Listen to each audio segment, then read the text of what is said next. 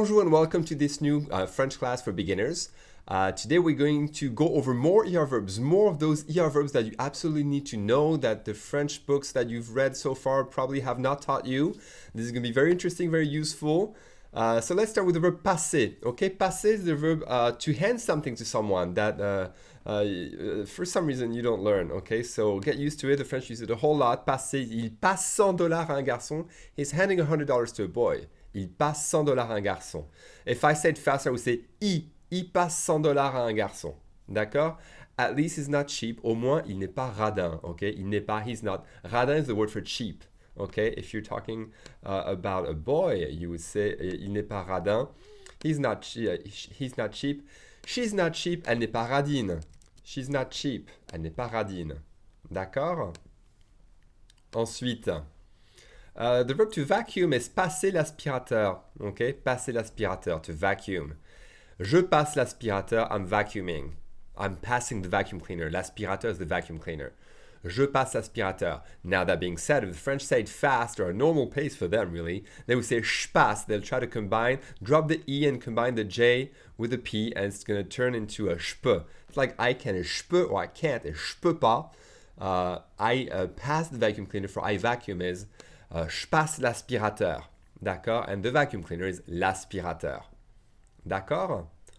Ensuite, on passe l'été à Paris. Passer originally is the verb to spend time. Okay, it's got several meanings. One of them is to spend time. So we're spending the summer in Paris.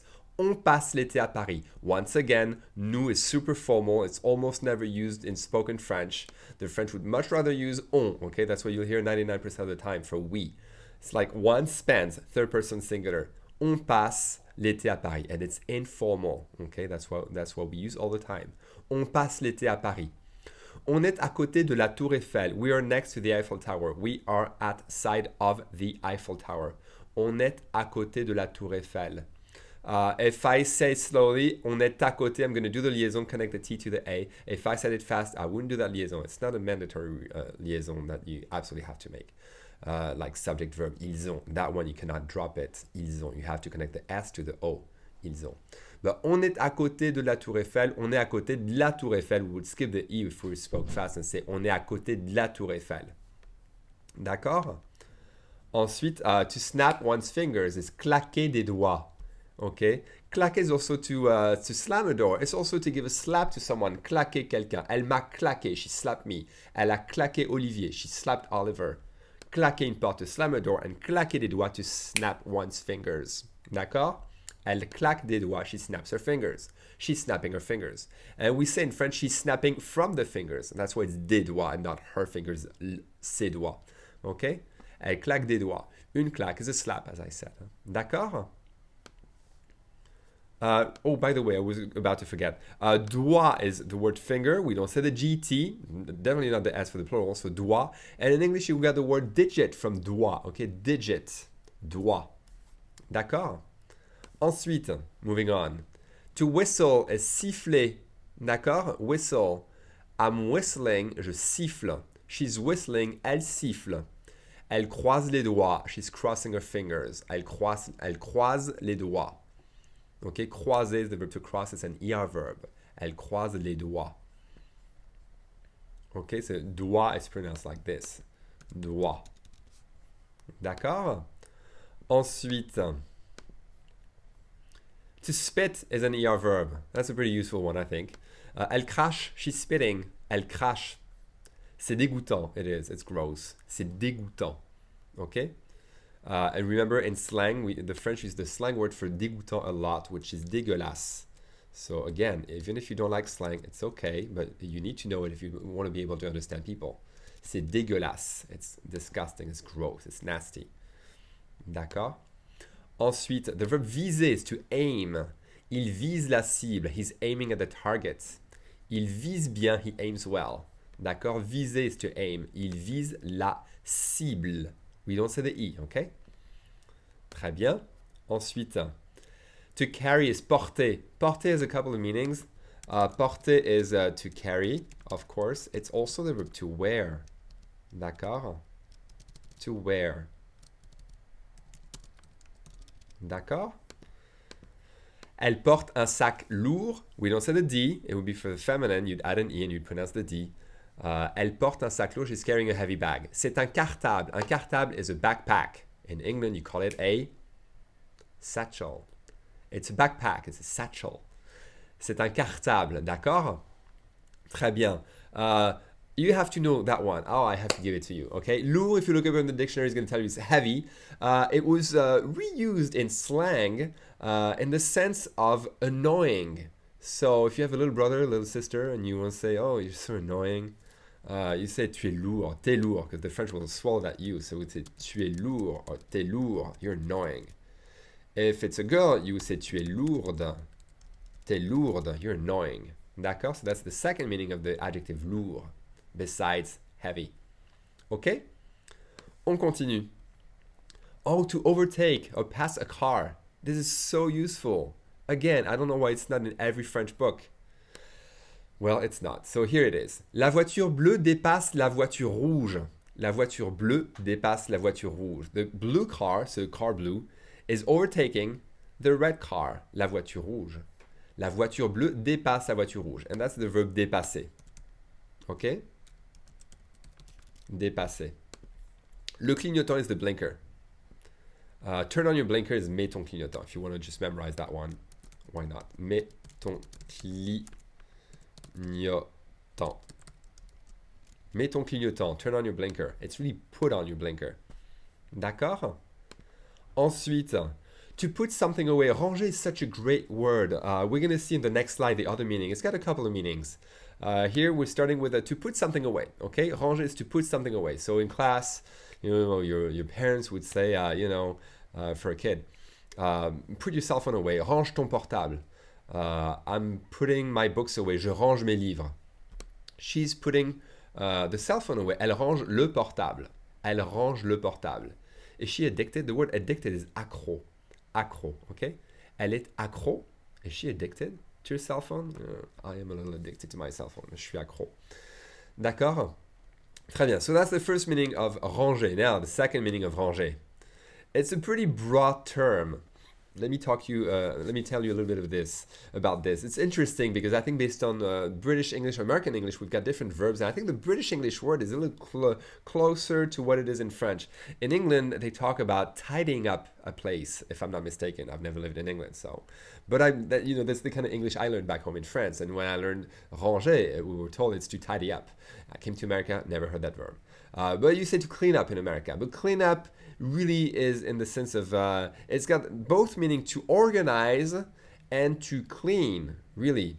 It's both together, so it's ranger. Elle range la maison.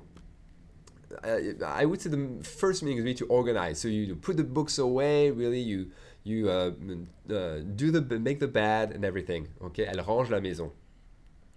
She's cleaning up the house. It's really organize, clean up. D'accord, elle passe l'aspirateur. She's vacuuming. The verb to water, it's very simple in English. You have water and you have the verb to water. We don't have that in French, I'm sorry. Different verb, it has nothing to do with the noun eau. It's arroser, okay? Arroser, it's very useful though. Sometimes we use it to spray. Ne m'arrose pas, don't spray me, okay? Elle arrose les fleurs. She's watering the flowers. Elle arrose les fleurs. We don't say the S. Remember in terms of pronunciation, okay? Any two-letter word with an E is E, le, me, te, de, ne, as opposed to les, te, me, se, de, okay? Don't mess it up, otherwise people will not understand. Les, te, me, se, de, as opposed to le, me, te, de, ne. Okay? Un arrosoir is a watering can. Un arrosoir. D'accord? Ensuite, to forgive someone in French is to forgive to someone. D'accord? We forgive to someone in French. So, elle pardonne à Isabelle. She's forgiving, she forgives Isabel. And in French, it's she forgives to Isabel. You have to keep that in mind. You have to have that to in French for that verb. Usually, when you have a to after a verb in English, you do have one in French and vice versa. Not always. I would say about 20% of the time, it's not the case. Like to listen to is to listen someone or something in French. You ask to someone in French. Demander à quelqu'un. See, we have those verbs, you know, they're a little different. Elle pleure, that's an ER verb. Elle pleure, she's crying. Elle pleure. Okay? And again, everybody gets mixed up between it's raining and he's crying. Il pleut, it's raining. Il pleure, he's crying. Il pleut, il pleure. Okay, you said that one. Il pleut, il pleure. Ok, on continue. Let's go on. Il lance des pierres. The verb lancer is the verb to throw. Throw rocks, des pierres. Il lance des pierres. You could argue that rocks would be des cailloux, pierres, stones. Okay. Il lance des pierres. Il vise bien. Ok, il vise bien. The verb viser, we went over that one a while ago. Just a moment ago, actually. Il lance des pierres. They're throwing rocks. Oh, this one is useful. He pulls up the window. He puts up the window. Il remonte la fenêtre. And again, we say la fenêtre. We would drop the E here. This here in second position. Remember the second sound of a word. That's an E without an accent. We would skip it when we speak fast. Il remonte la fenêtre. Even that one. Il remonte la fenêtre. If I said fast. Slowly. Il remonte la fenêtre. But the French will repronounce il remonte la fenêtre. Like this. This is what we would say. Il remonte la fenêtre phonetically, hein? D'accord? He pulls up the window. He puts up the window. To pull down the window is baisser. To lower, really, originally. Baisser la fenêtre. Baisser. Il baisse la fenêtre. He's pulling down the window. Okay? Il appuie sur le bouton. He's pushing the button, or he pushes the button. Il baisse la fenêtre. D'accord? Please don't get mixed up with the verb baiser. Very different. And so many people make the mistake. Baiser is the verb, let's say, to screw, okay? So make sure you pronounce the double S with an S sound, solid S sound. Baisser, not baiser. Very different. Okay? Let's move on. She's burning a CD. Wow, this is so useful. Well, it used to be useful, not so useful anymore, really, because they're disappearing. But to burn a CD is to engrave a CD in French. It's graver. Graver un CD. D'accord? To burn a CD. D'accord? Graver un CD. Elle grave un CD, she's burning a CD. Je grave un CD, or je grave un CD, I'm burning a CD. Un CD vierge is a blank CD. We call it a virgin CD. Okay? C'est un CD vierge. A blank CD. C'est un CD vierge. Ok? Très bien. Ensuite, le verbe brûler, the verb brûler, to burn, ok, brûler.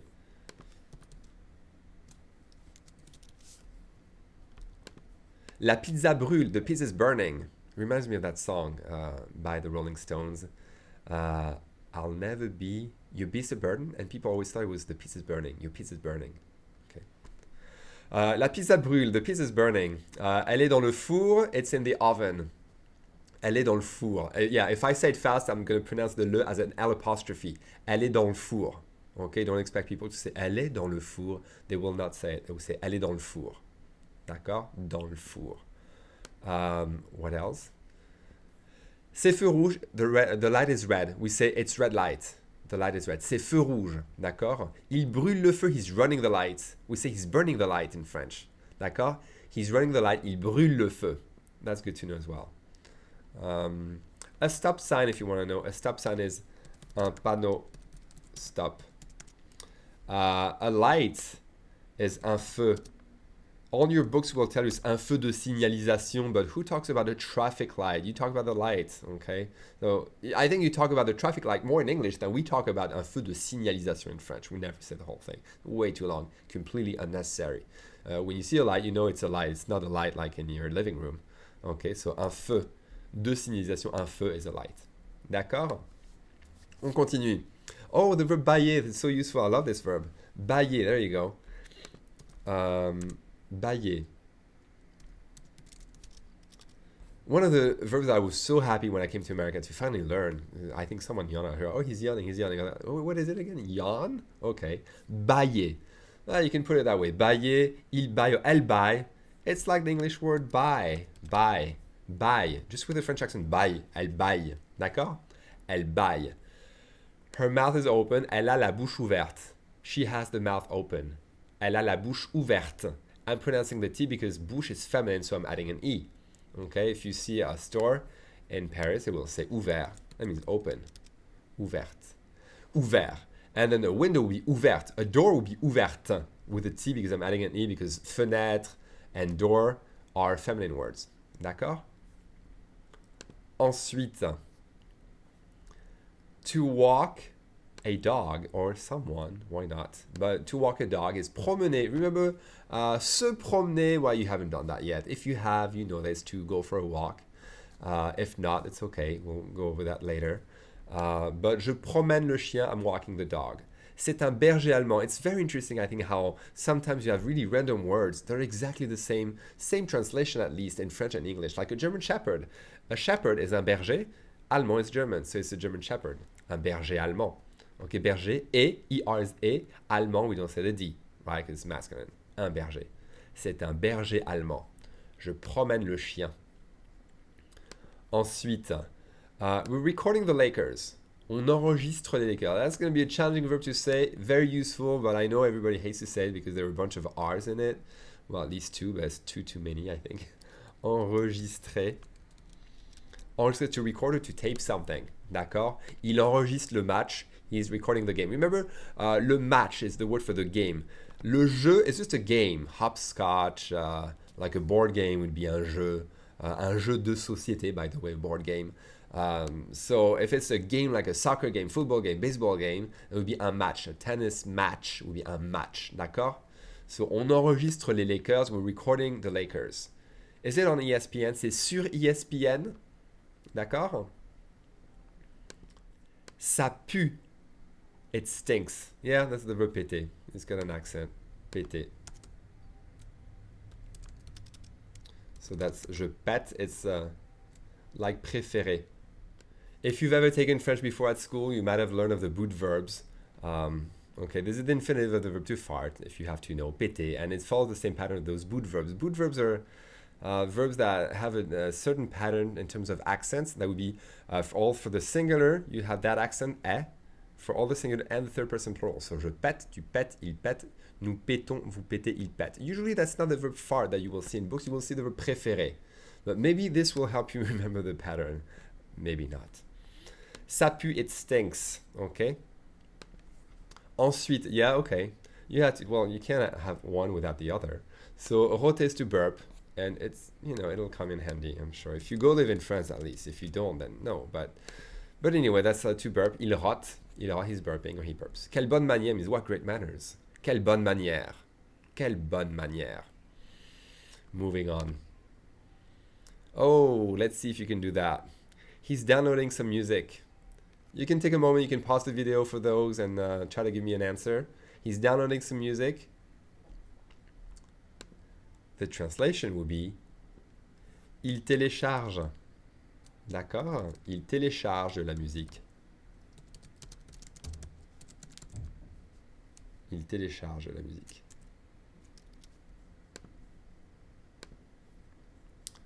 Ensuite, I'm watching a movie.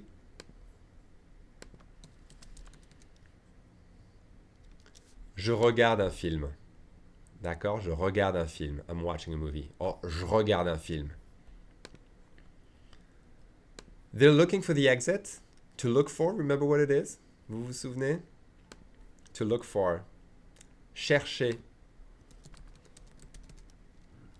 Il cherche la sortie. Remember, we don't say the ENT for the plural, third person plural. So, il cherche la sortie. Il cherche la sortie. If I say it fast, I'll swallow the L. Il cherche la sortie. D'accord?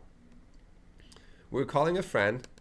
Nous téléphonons à un ami. Remember, nous is super formal. We would not really use it. So, in spoken French, we say on téléphone. Okay? On téléphone à un ami. D'accord? You study too much. Remember, all your books are going to give you the verb étudier, which no one uses really, almost not. The French will really use the verb travailler, which originally you probably learned is to work, but that's what we use for to study, okay? And also remember, not only that, but tu travailles trop, you study too much. It's also for you work too much, both. And the French love to use the colloquial word bosser, verb bosser. Ok, tu bosses trop. Colloquial, but very much used. You should know that one. You'll hear it all the time. Tu bosses trop, tu travailles trop. D'accord? Ensuite, to record, remember, enregistrer. Il enregistre un film. Il enregistre. Il enregistre un film. D'accord? He's recording, he's taping a movie. D'accord? Et enfin, we're signing a contract. Nous signons un contrat. If I say it faster, nous signons un contrat. Again, super formal, but just so that you can get used to, in case you have to use the new form. Again, in writing, it's great. That's what you want to use in writing, not when you speak, though. On signe un contrat. On signe un contrat informal. On signe un contrat. So that's it. That's the last lesson that you'll have access to. Always remember, you can have access to all our assignments, oral comprehension, written, matching exercises. We have plenty on our platform on Moodle. So just come ask, send an email to Alex or contact at language-city.com, and you can get access to all our free exercises to practice all this, everything that you've been learning so far. And if you want to continue, I strongly encourage you. We're not even done with the ER verbs. There are plenty of great ER verbs you need to know. There are plenty reflexive verbs, fair expressions, all those that you'll never learn anywhere, not in on Rosetta Stone, Fluent, or all these methods that come out with pretty pictures and very nice user-friendly clicks where you can match things. Beautiful but useless, really, to prepare you to speaking French with native speakers. They won't teach you the pronunciation patterns, the way people blend words together. They won't teach you half, if not even a third of all the verbs you need to know on a daily basis. They give you all the useless verbs that you'll never need to use. So it's a bit pointless.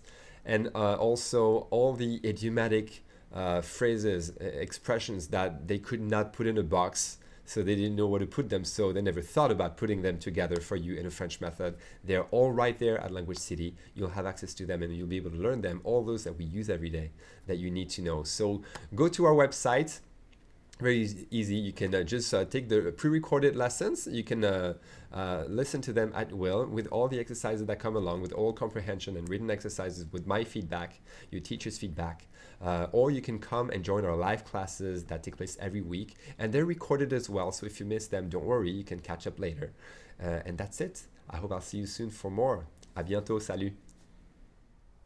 To sign up for a class at Language City, go to www.language-city.com, click on class, and choose the language you want to learn.